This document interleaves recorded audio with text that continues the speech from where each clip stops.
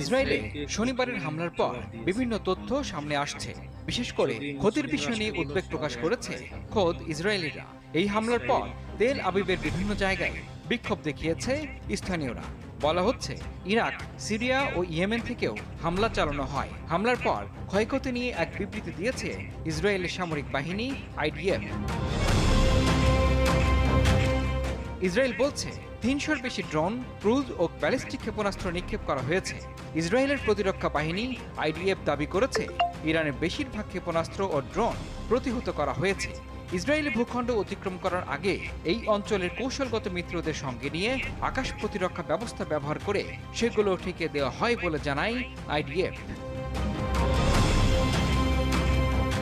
তবে ইসরায়েলের দক্ষিণাঞ্চলে একটি সামরিক ঘাঁটিতে কয়েকটি ক্ষেপণাস্ত্র ও ড্রোন আঘাত হেনেছে বলে জানায় আইডিএফ এর মুখপাত্র